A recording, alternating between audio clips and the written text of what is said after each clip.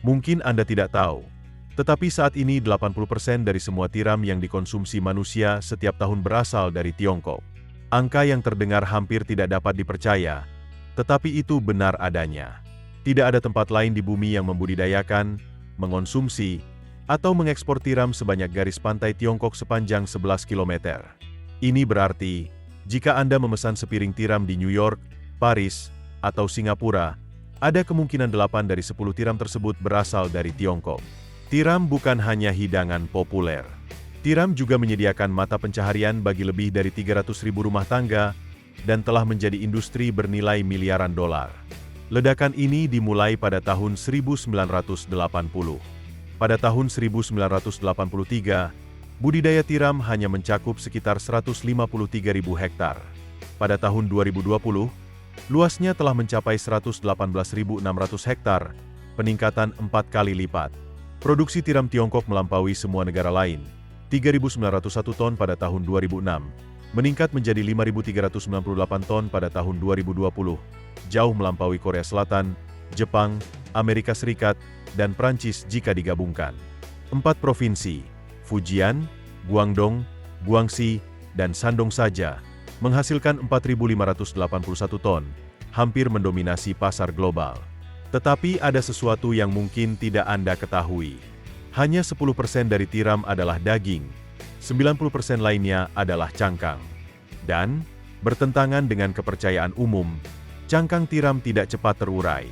Cangkang tersebut terbuat dari kristal kalsium karbonat yang sangat keras dan membutuhkan waktu 50 hingga 100 tahun untuk terurai secara alami. Bagi Tiongkok, ini berarti tumpukan cangkang tiram yang sangat besar. Akibatnya, di sepanjang pantai Fujian dan Guangdong, Anda dapat melihat gunung-gunung putih, tumpukan cangkang yang dibuang dari pabrik pengolahan setinggi beberapa meter. Ketika cuaca lembab, cangkang tersebut mulai berbau, dan bakteri penyebab diare serta penyakit kulit berkembang biak di celah-celahnya. Lebih buruk lagi, penguraian organik melepaskan hidrogen sulfida dan amonia, dua gas beracun yang dapat mengiritasi mata, hidung, dan paru-paru, bahkan membunuh ikan di kolam terdekat. Setiap tahun, 3.000 ton cangkang tiram dibuang sembarangan, mendorong banyak provinsi pesisir ke dalam krisis polusi yang belum pernah terjadi sebelumnya. Sementara Tiongkok berjuang dengan tumpukan cangkang di pesisir ini, hanya beberapa puluh mil ke pedalaman, lahan pertanian Fujian sedang sekarat. Mungkin tampak seperti dua cerita yang tidak berhubungan, tetapi Anda akan segera melihat bagaimana keduanya terhubung. Jika Anda berdiri di kebun longan Fujian yang dulunya subur pada tahun 2021, Anda akan melihat pemandangan yang mengejutkan, tanah yang retak dan kering. pH turun menjadi 3,8 hingga 4,2, hampir seasam jus lemon. Pohon longan tercabut setelah hujan lebat karena struktur tanah telah membusuk, dan barisan kucai menguning serta kerdil seolah-olah semua kehidupan telah terkuras darinya. Para ilmuwan menyebut ini sebagai keruntuhan tanah yang cepat, hilangnya kesuburan tanah secara tiba-tiba yang biasanya hanya terjadi di daerah yang telah diolah secara berlebihan selama beberapa dekade. Untuk mencapai degradasi tanah yang begitu parah, penyebabnya pasti telah menumpuk selama bertahun-tahun. Pengolahan tanah yang berlebihan, penggunaan pupuk kimia yang tidak tepat, hujan asam dari industri pesisir, dan penurunan kualitas tanah jangka panjang telah menghapus hampir semua bahan organik dari tanah. Ketika tanah menjadi padat, air hujan tidak dapat menembus dan malah menghanyutkan sisa-sisa tanah subur terakhir. Jika Anda melangkah ke ladang selama musim hujan, Anda akan menemukan tanahnya tidak lagi gembur, tetapi tebal dan lengket, seperti semen basah, tanda jelas bahwa ekosistem tanah telah runtuh. Konsekuensinya jelas, kebun buah yang panjang dan kering, dengan buah yang retak, cabang yang mati, dan hasil panen yang turun lebih dari 40% di beberapa daerah. Jadi, tempat ini menghadapi dua krisis mendesak sekaligus. Bagaimana keduanya dapat diselesaikan pada saat yang bersamaan? Saat itulah muncul ide yang berani. Gunakan cangkang tiram untuk menghidupkan kembali tanah yang mati. Kedengarannya tidak berhubungan. Mari kita lihat ke belakang. Orang Tiongkok telah menggunakan tiram dalam pengobatan tradisional selama berabad-abad. Sejak abad ke-11, mereka telah memahami kekuatan cangkang tiram. Pada tahun 158, Sarjana Cayang mencatat sebuah proyek unik. Ia mengusulkan pembangunan jembatan dengan membudidayakan terumbu tiram di sekitar dasar jembatan, membiarkan tiram menempel pada pilar untuk menciptakan beton biologis yang dapat menahan gelombang dan mengurangi erosi. Beberapa peneliti modern menyebut ini sebagai bentuk rekayasa hayati paling awal dalam sejarah. Seorang ahli dari Zhejiang Gongxiang University pernah berkomentar, orang-orang zaman dahulu melihat apa yang baru mulai kita pahami. Kini, dengan Cina membuang lebih dari 3.000 ton cangkang tiram setiap tahunnya, gagasan mendaur ulang cangkang tiram bukan lagi sekadar eksperimen laboratorium. Mereka menyadari sesuatu yang telah dilupakan oleh seluruh industri pertanian. Cangkang tiram pada dasarnya adalah kalsium karbonat alami, sama seperti kapur pertanian yang digunakan petani untuk mengurangi keasaman tanah. Namun, tiram juga mengandung mineral jejak magnesium, tembaga, dan zat besi yang sangat dibutuhkan oleh tanah fujian yang terdegradasi. Dan saat itulah ide tersebut berkembang. Proyek ini dengan cepat menjadi inisiatif tingkat provinsi. Ribuan ton cangkang tiram dikumpulkan dari pabrik-pabrik di pesisir. Kemudian, cangkang tersebut digiling menjadi bubuk putih halus, sebuah pengkondisi tanah yang bebas bahan kimia, tetapi kaya akan mineral. Mekanismenya sederhana. Bubuk cangkang tiram meningkatkan pH, melepaskan ion kalsium dan magnesium, mengaktifkan bakteri bermanfaat, membantu tanah bernapas, menghidupkan kembali dekomposisi organik, dan membuat NPK lebih mudah tersedia bagi tanaman. Sederhananya, tanah yang diasamkan seperti perut yang asam, dan bubuk cangkang tiram adalah antiasam alami. Hasilnya sangat mengesankan sehingga Tiongkok memutuskan untuk mengindustrialisasi seluruh proses tersebut.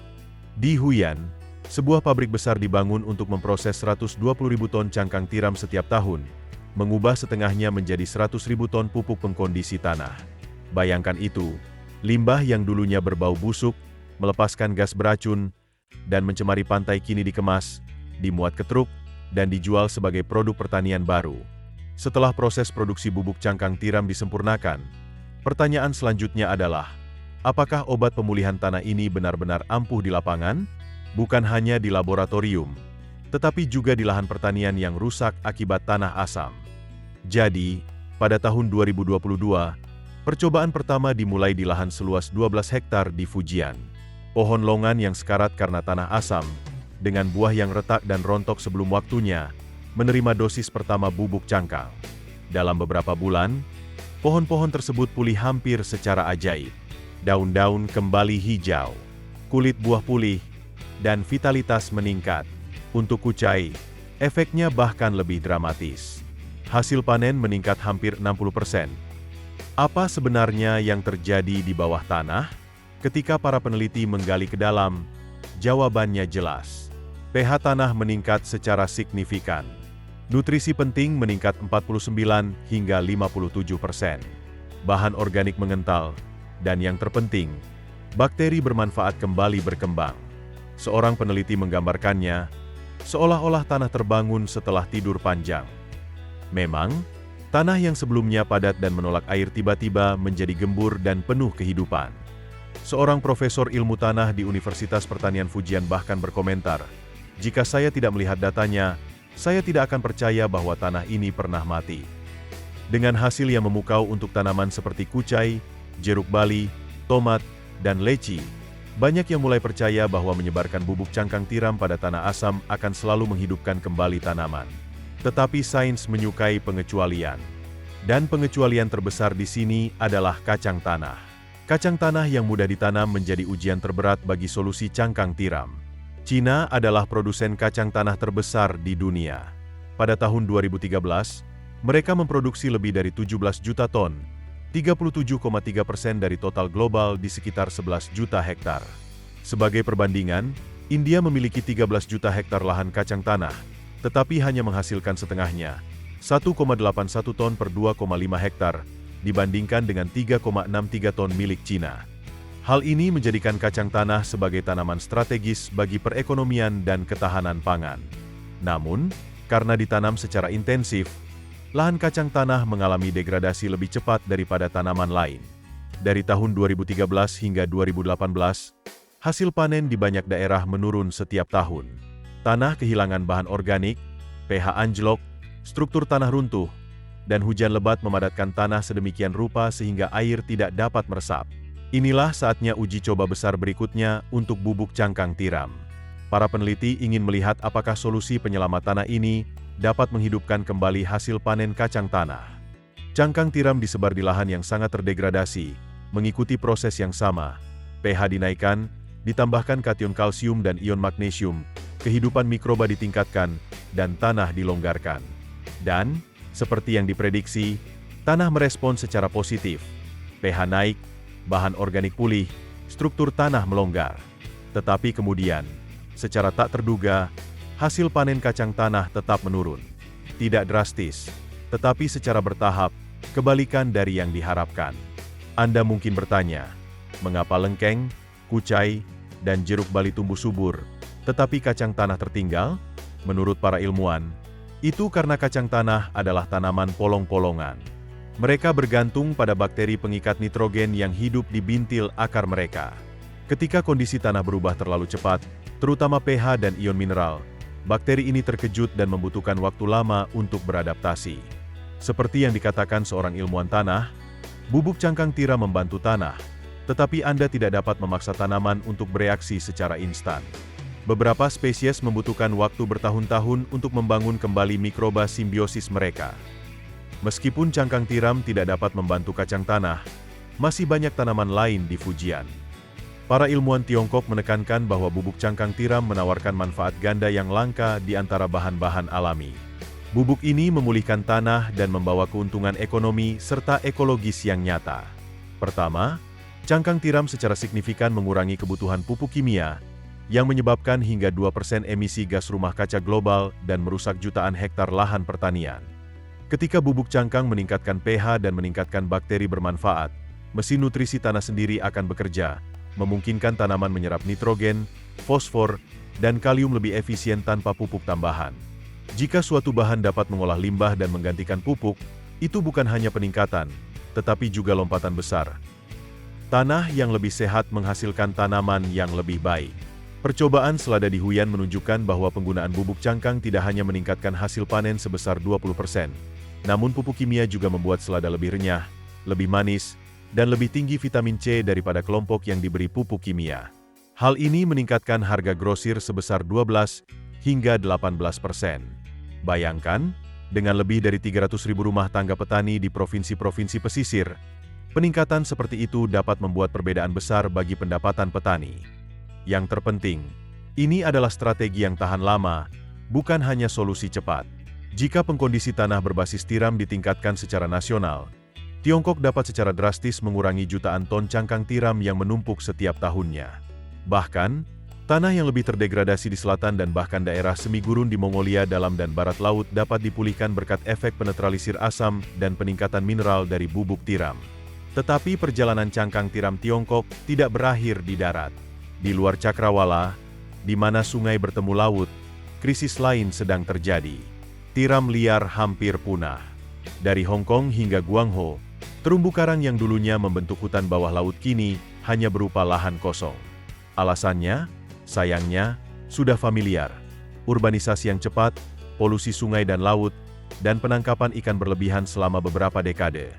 Sebuah studi tahun 2019 dari Universitas Hong Kong bahkan menemukan bahwa lebih dari 85% terumbu tiram alami di sekitar wilayah tersebut telah runtuh sepenuhnya dalam 150 tahun terakhir. Benar, 85%. Seluruh ekosistem hampir musnah dalam waktu kurang dari 2 abad.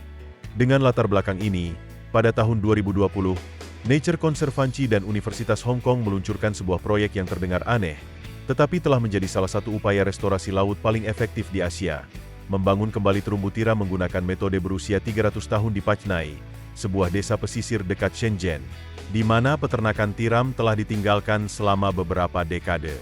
Dahulu, penduduk setempat menancapkan tiang kayu panjang ke dataran lumpur agar tiram dapat menempel dan tumbuh.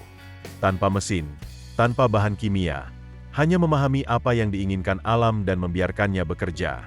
Perairan ini penuh dengan larva tiram yang hanyut. Jadi, tim tersebut hanya memasang kelompok kecil tiang kayu yang meniru bagaimana terumbu karang alami terbentuk. Hasilnya sangat cepat sehingga bahkan para ahli ekologi pun takjub. Dalam beberapa bulan, tiang-tiang itu tertutup oleh tiram muda. Setelah setahun, terumbu karang baru yang padat dan tangguh terbentuk seolah-olah tidak pernah hilang. Bahkan, proyek restorasi karang tahunan pun jarang mencapai hasil seperti ini. Dalam aquakultur, Cangkang digunakan untuk mengeraskan cangkang kerang dan memasok mineral mikro ke udang dan ikan, sebuah aplikasi yang jarang disebutkan di YouTube. Dan jika Anda berpikir itu adalah batasnya, laboratorium lingkungan di seluruh dunia telah melangkah lebih jauh. Struktur mikropori cangkang tiram membuatnya sangat baik dalam menyerap logam berat. Sebuah laporan ilmu dan teknologi lingkungan tahun 2022 menemukan bahwa cangkang tiram yang diproses dengan benar dapat menyerap 95% timbal, 87% arsenik, dan sebagian besar residu pestisida dari air limbah. Itulah mengapa banyak instalasi pengolahan air di Amerika Serikat dan Jepang mengganti karbon aktif yang mahal dengan cangkang tiram daur ulang, sehingga memangkas biaya hingga 60%. Bagaimana dengan Anda? Setelah mendengar perjalanan cangkang tiram, beritahu kami detail mana yang paling membuat Anda terkesan di kolom komentar di bawah. Jika Anda menikmati cerita tentang solusi alami yang liar namun nyata seperti ini, jangan lupa untuk menyukai, berlangganan, dan mengaktifkan notifikasi karena episode berikutnya mungkin akan mengejutkan Anda.